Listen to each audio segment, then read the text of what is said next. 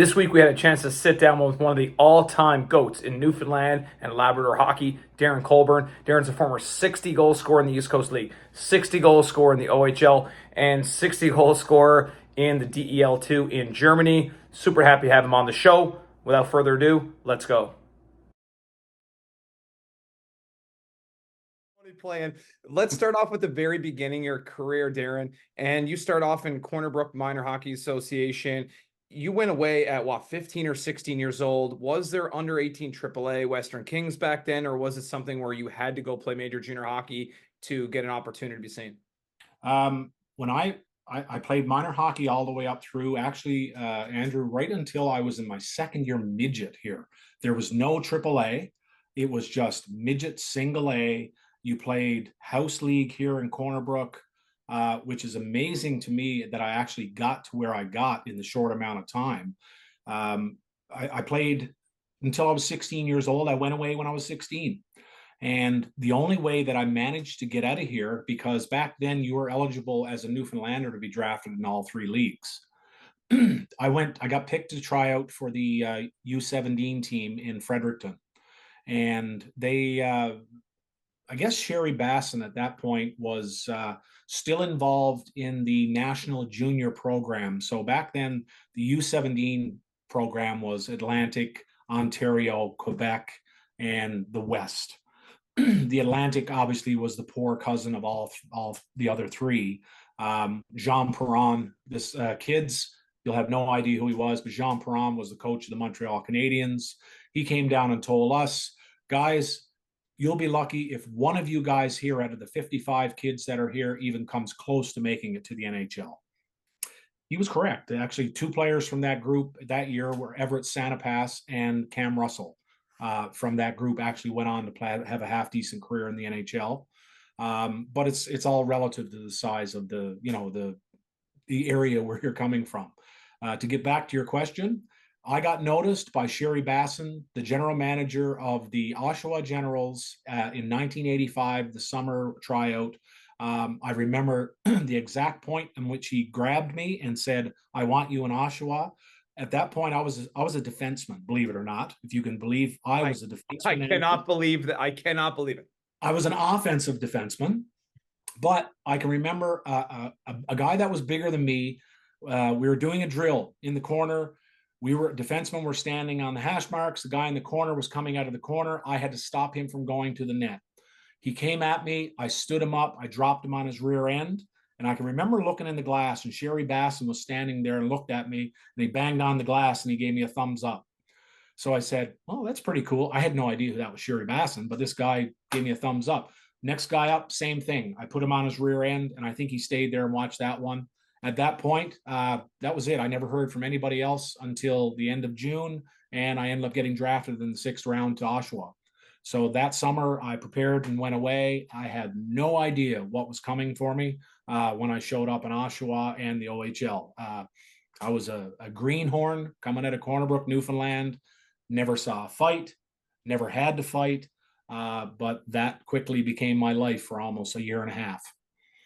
Well, you had 2 years in Oshawa, and then you went to Cornwall, and from there, your career really blossomed. You went from, okay, like you were playing to video game like numbers, like NHL 94 type of numbers where you know the cheat code nobody else did. I mean, you're putting up 50 goals.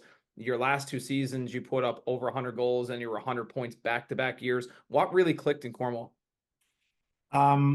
I actually had to go ask for a trade my second year in Oshawa because I wasn't playing. They were gearing up for the Memorial Cup. They ended up going all the way to the finals. If I had stayed in Oshawa, it would have put me back another year.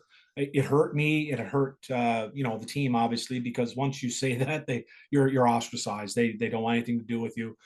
Put all that aside, the thing that clicked for me in Cornwall was the legend Orville Tessier. Orville Tessier was a coach in the NHL with the Chicago Blackhawks. He coached in the AHL.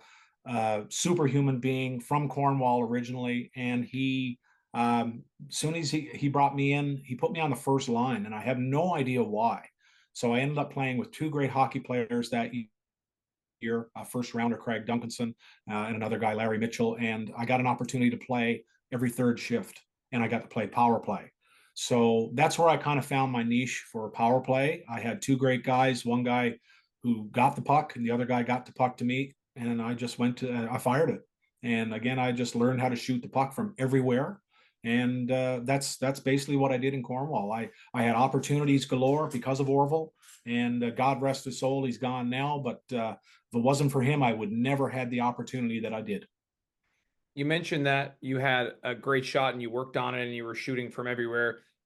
I remember playing against you and just game planning and scheming against you. I played penalty kill. You played for the Royals power play unit, and you were a guy that we always wanted to take away. We didn't take away, well, we didn't take you away enough because you still scored a bunch against us. But how did you get your shot to where it is? You had an elite shot. I mean, an NHL quality shot. How did you get that shot to that point?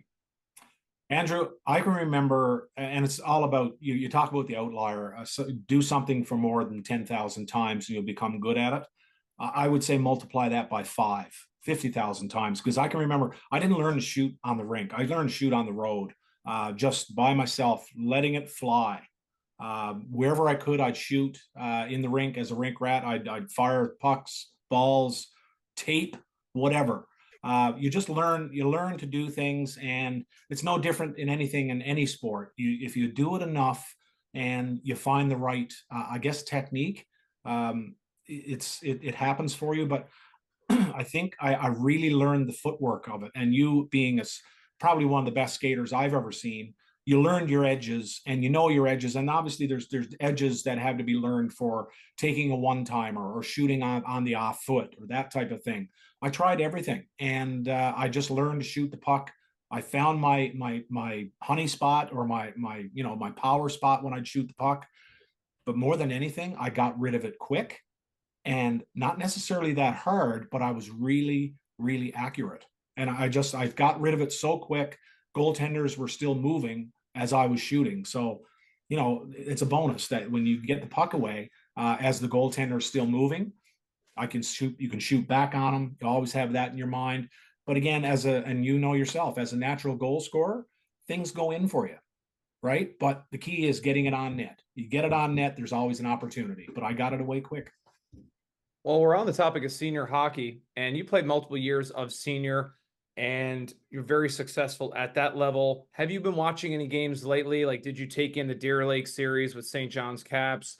I mean, right now, I think senior hockey is almost back into a little bit of a golden age where the West Coast League is thriving and with a lot of local guys, but that there's a very high entertainment value there. The East Coast League is very competitive, and the Herder was great again this year. Have you been watching? I have. I actually coached up until last year. Personal things happened, family wise, parents stuff got just you have to do. But I coached up until last year, and Deer Lake Cornerbrook has always been a superb rivalry, and you've seen it. St. John's has always always had the upper hand on us in the last 10 years, I guess, or 5 years, because of it's I think it's a better hockey game in there. There's your top two lines here are good, but I think it's just a little bit more a little more talent on the teams out east on the third and fourth lines, and they come hard. We don't have that out here. Stephenville had a good team this year, but you throw the third line over the boards and it's not as strong. So I did watch one game between Deer Lake and the Caps, and the Caps were good. Deer Lake was good. They had the pedigree. They had a lot of boys with pedigree on that team, but you got to play at that level every night in order to keep up with it. So by the time the third game rolled around, I think they were getting into it, but it's almost too late at that point, right? So again, I just really think that now coming up this year with four teams: Grand Falls, Stephenville, Corner Brook, and the Red Wings. I really think that they have an opportunity to build a strong league. And like you said, like the glory days back in the necessarily the 80s or the 2000s, I think there's an opportunity to put it there. But you're not fooling any fans. If you don't bring the good players, they're not going to show up. So it's players have to be. I'm not saying that you have to bring in superstars from the mainland, but the level has to be a good level, and it's getting there. But I think still the East still has a little bit of an upper hand on us in that regard, because they haven't stopped. We're a stop and go league, right? We get it going for a few years, and all of a sudden, oh, we're going to take a couple year break. That's not how to build consistency. I really hope that they keep it going. And I just hope that every team has that mindset of being fiscally responsible. And I wrote an article about this not too long ago. I'm going to put it in the description of this video, just talking about it. I really hope that the league maintains that, okay, instead of we're one player away, we're going to go out and pay this guy a boatload of money to come in.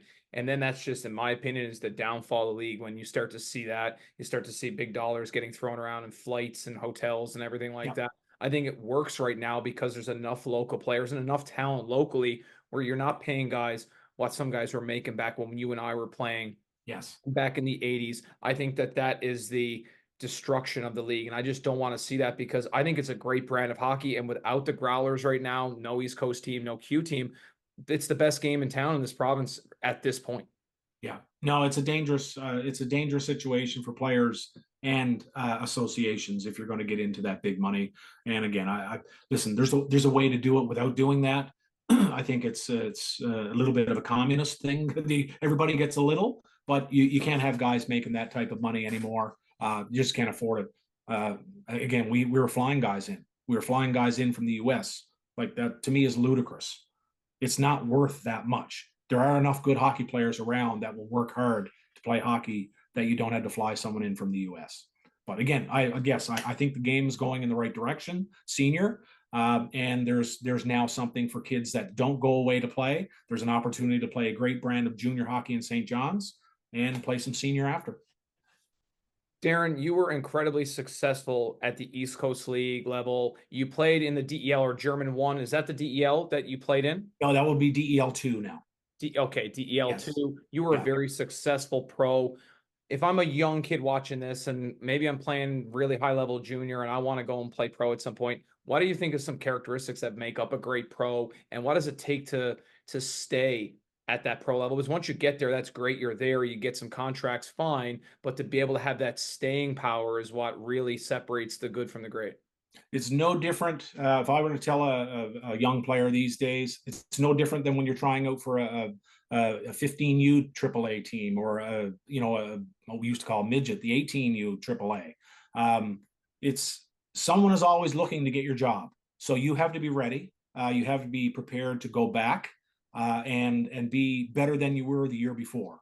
But we just discussed, Andrew, about what it takes. I had the opportunity to join your team, and it was your team, along with another guy back in early 2010 or 2009. You want to be a good teammate.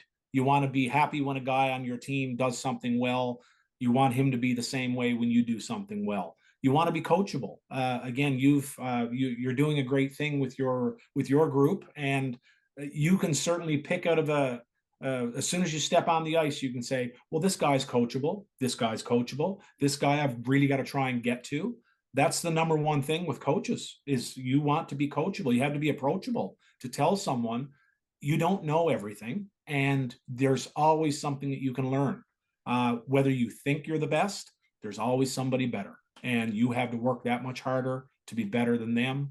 And again, to go back to your question about playing pro, once it becomes for money, then there's a whole new list of reasons why you should be getting ready to go, making sure that you're a good teammate, making sure you're a leader, that type of thing, because that also requires sometimes you have to step up and do things that you're not normally used to doing.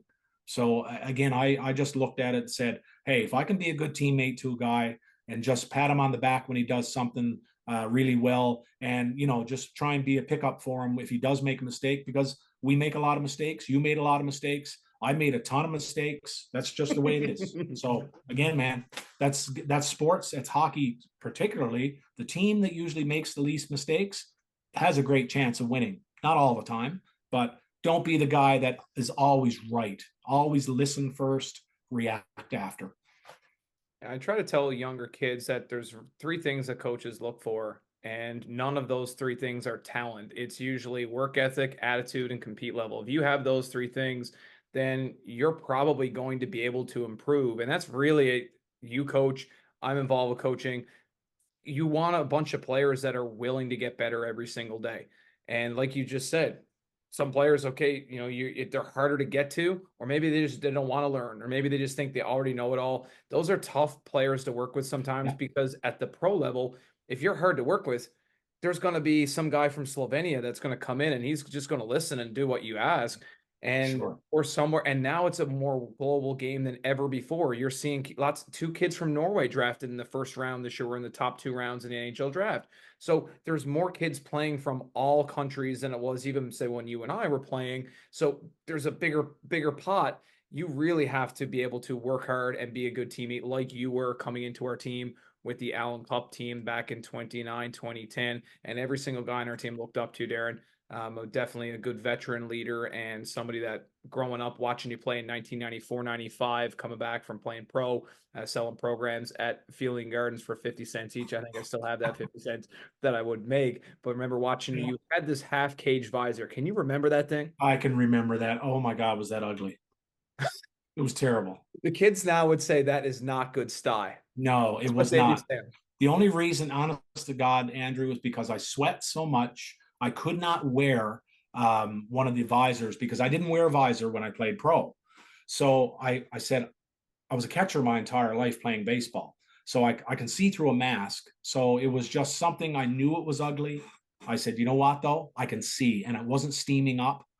So I just said, you know what? I don't have to worry about that cage steaming up. I'll take the ugly style thing for it. But you know what, though? Anybody who was going to punch me in the face, they were going to get a big surprise when they got that in the Well, knuckles. So listen, when you're scoring 60 in the coast, you had over 100 points multiple seasons. You had 60 goals in the coast, what, twice or three times? I had I had 69 twice, so it's a bad number to get stuck on. Actually, it's just a terrible, terrible. Look at Matthews this year, right? So at some point, I know I scored 70. It's just a matter of something went in off the post, got disallowed, whatever. But again, yes, there was a lot of success in that league, and that was a tough league. That was so anybody to ever say that I wasn't tough enough to play at a higher level. I had to go to the front of the net quite a bit in that league, so I've got the bruises and the lumps to prove it to getting to the rough places. And again, telling kids these days, you got to go where you got to go to get goals. The perimeter doesn't work, right? You're not working around the perimeter to score that many goals.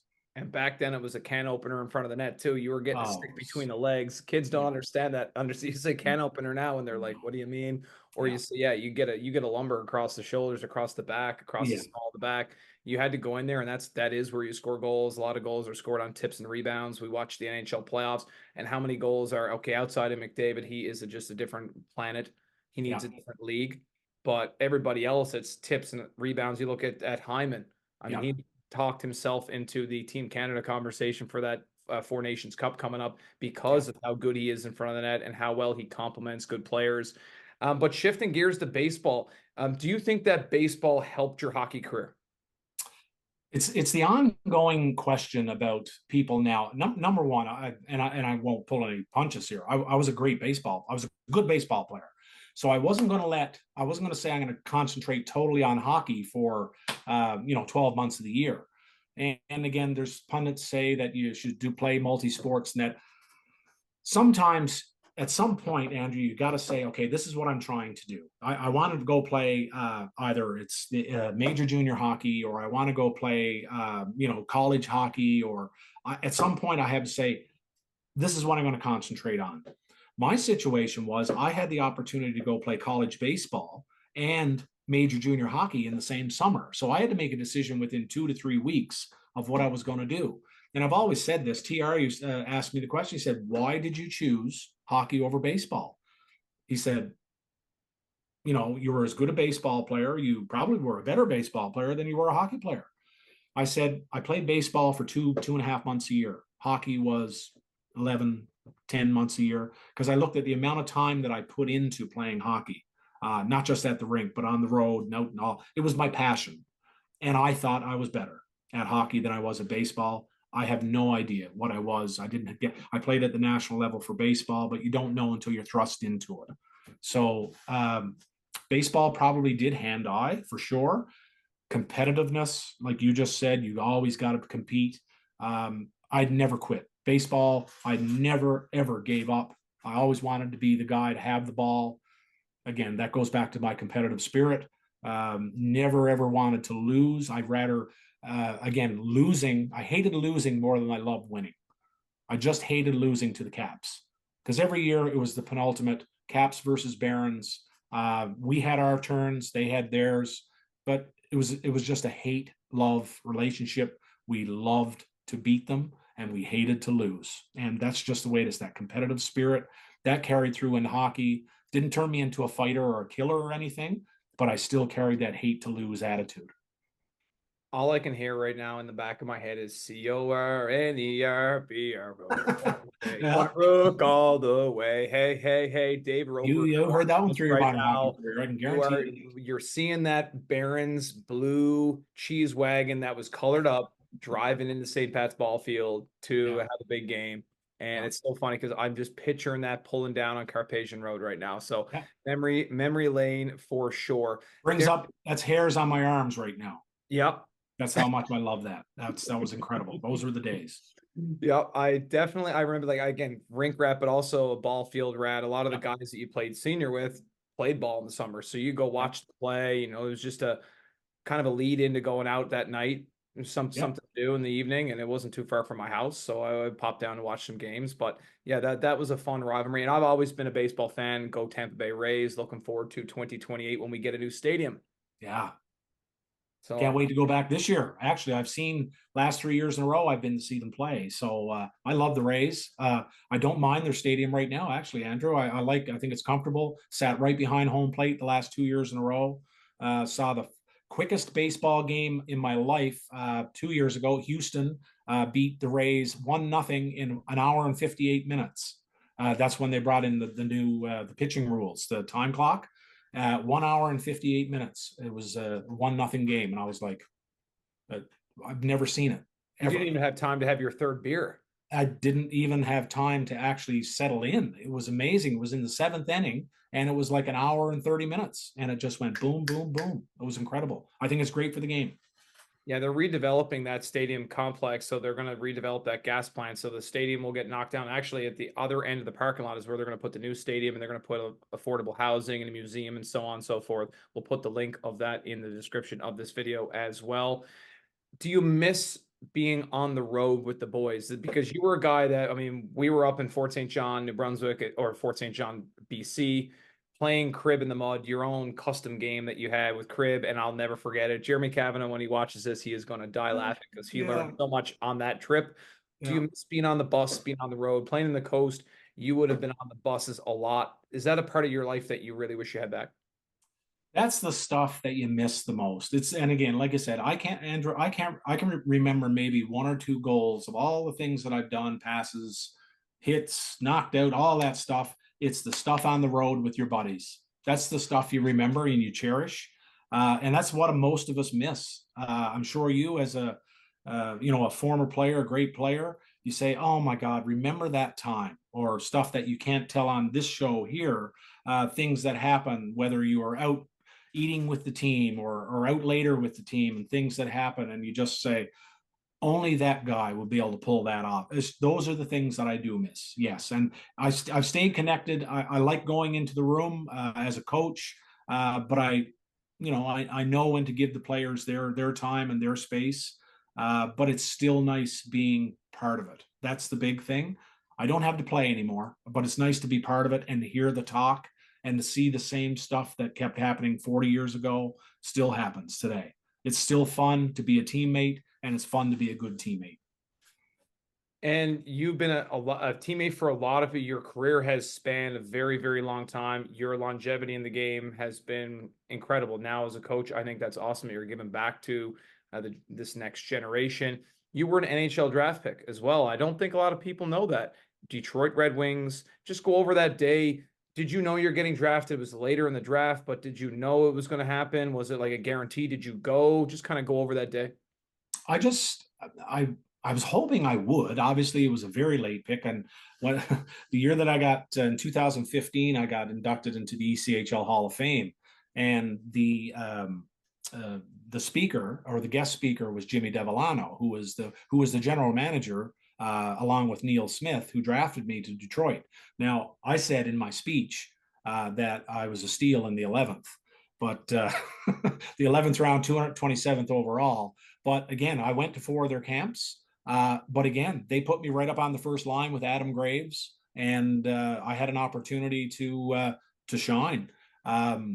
They were in a situation where if I had have been maybe a little bit bigger and maybe a little bit stronger at the time, I probably could have made a spot for myself in Adirondack, which is their farm team in New York.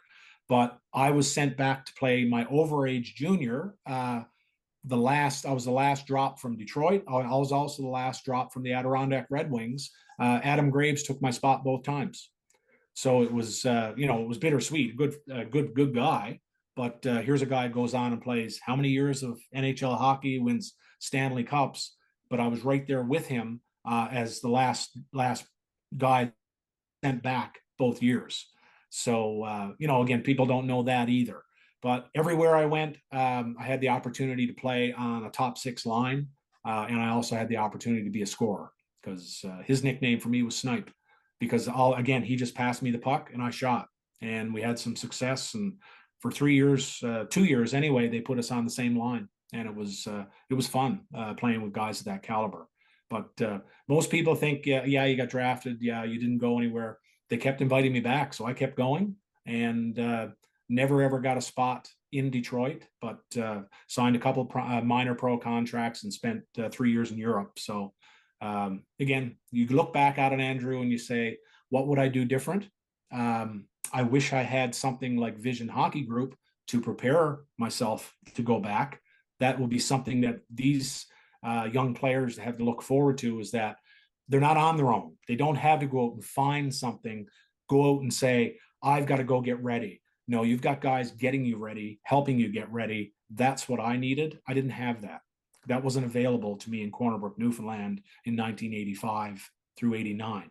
I would have had to go away somewhere to do it. I didn't have the money to do it. At that point, I wasn't drafted. I didn't have a team paying for all my expenses. So it was either me coming home to work in the summer, or I didn't have a cent to my name. So that's how I prepared. I tried to get as ready as much as possible, but I wasn't a first overall pick, I wasn't a top 3 round pick.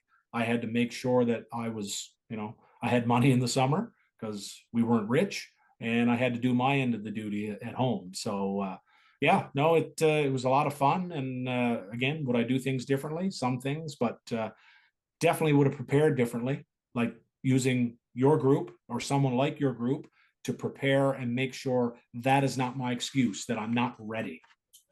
Newfoundland has really transitioned from years ago.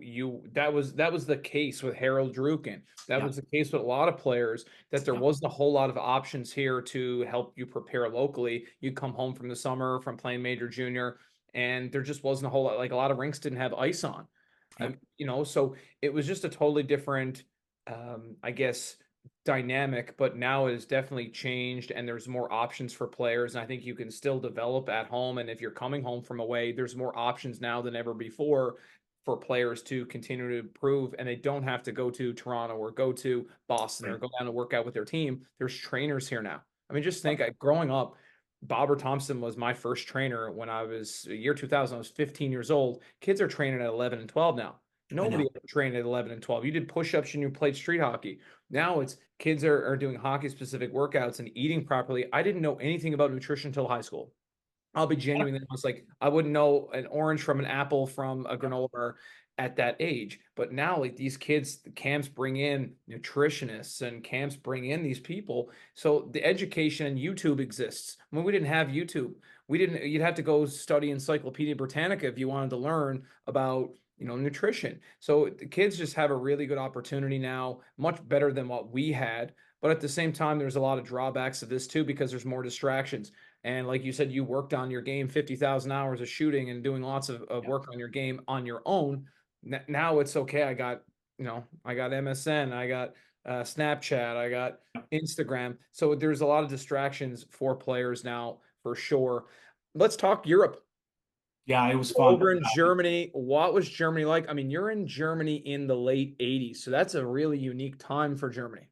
Actually, it was Andrew. It was 90. I played 3 years. 3 years in the coast from 91 to 94. I left for Germany in 94. Okay. Yeah, so it was after I scored 69 goals, and a team in Duisburg, which is on the Western Germany, just right on the Holland border, um, got a hold of my agent. I needed a European agent at that point, so they got me a European agent. I dealt with him, and yeah, I signed a great contract to play DEL2 or Division 2, what they would have called it then. And back then, as an import, you were allowed 2 imports on your team. You were playing regular shift, you were penalty kill, you were power play, you were whatever they asked you. So I was playing 40 minutes a game. And that was quite an adjustment. Probably the best shape I've ever been in, because you had to be. You only played twice a week. You practiced twice a week. So we would call that a country club. But it was heavy. The buildings were packed. We played in a couple outdoor buildings, and they loved their hockey like they loved their football clubs. It's just singing throughout the whole game. Fans follow you around everywhere. It was a pretty neat experience, I must say. Amazing. And you've been all over the world playing, and the game has given you so much and has given me so much. We wouldn't be doing this right now if we didn't have the game. One last question before I wrap it up. I'm sure you're a busy man.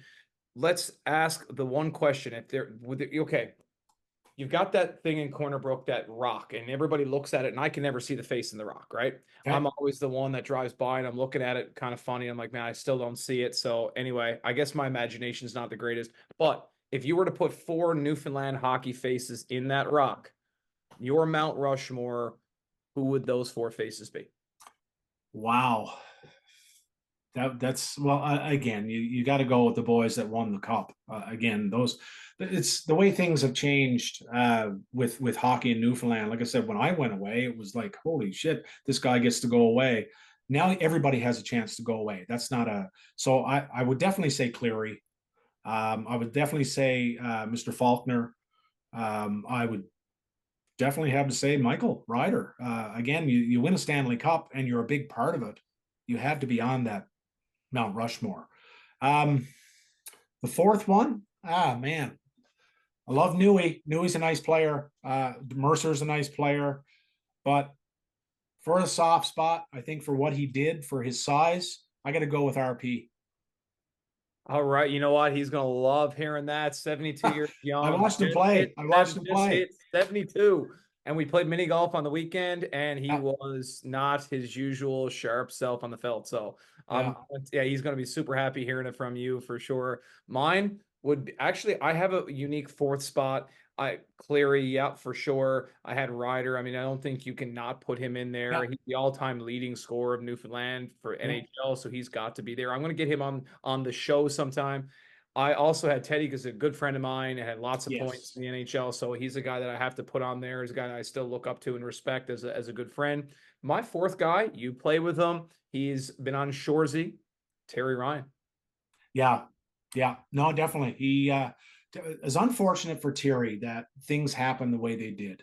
And again, it's just like I said, one break, one bad break, and it's all over. And he's said it multiple times on where the turning point of his career was. But that was the era, Andrew, and it's unfortunate that Terry Ryan probably could have had a long NHL career had he not tried to play bigger than he was. And I think he could have done it. His attitude and his size were for that era, but I just think he tried to go about it. And you ask him, I think he just tried to go about it too quick. He tried to make too much of a statement, but definitely I just a have to give a guy lot of right there. credit to, like, in his 40s, still playing senior hockey, Oh, still for being sure. an impact player, Yeah, and all the years in the minors, and also being a very high draft pick at NHL. And if you look at the numbers, I mean, there's not a whole lot of guys that have his penalty minutes and his points in the same season. That is a very, very unique situation when he was in Tri-City and Red Deer and out on the West Coast. Have yeah, you watched Shoresy? I have. It's I and do. That's 3 seasons of guilty pleasure. no, I just every time I see something and I'll text Terry and I'll just say, Terry, Kiso must be a genius because the way he built this show, number one, and I won't get into the background of it all, but this would never would fly unless they have it the way they have it, because these guys they're the ones being used, right? And that's the great thing about it. But some of the one-liners, the stuff that most people don't hear, is the stuff that we would hear in dressing rooms, and just from individuals that you know that they would. I compare everything, every player in that show, I compare to a player that I've played with, and I just like, that's why it's so real for me, is that, and just the one-liners and the chirps are the best, because I played with a guy like Kiso or Shorzy, and it's just nonstop, and that's what's so exciting about it and so funny. I can't wait for the fourth season where he's going to I be a know. coach, and I'm looking forward to seeing Terry in that. So if you haven't watched Shorzy, I'm going to throw the link of that just so where you can find it. If you are under the age of 18, might want to check with the parents. There is definitely some graphic content on some of the terms that they use in Yeah. there. It might not be suitable for the younger viewers, but if you are of correct age, definitely something you want to check out. Thank you very much, Darren, for doing this with us. This has been awesome. I mean, this has taken me down now, going down the bus in Fort St. John from Fort Mac to Fort St. John on the Dark Desert Highway and the Alaska Highway. So, Wow. some great memories and a lot of respect for you still. And you're a great player and an even better person. Thank you, Andrew, and keep doing what you're doing, man. Everybody appreciates it, and humbling that you even asked me to come on. So thank you so much. And hey, guys, keep working out there, and you never know. You could be the next Newey, the next Mercer. Keep going. Good night, Darren. Take care.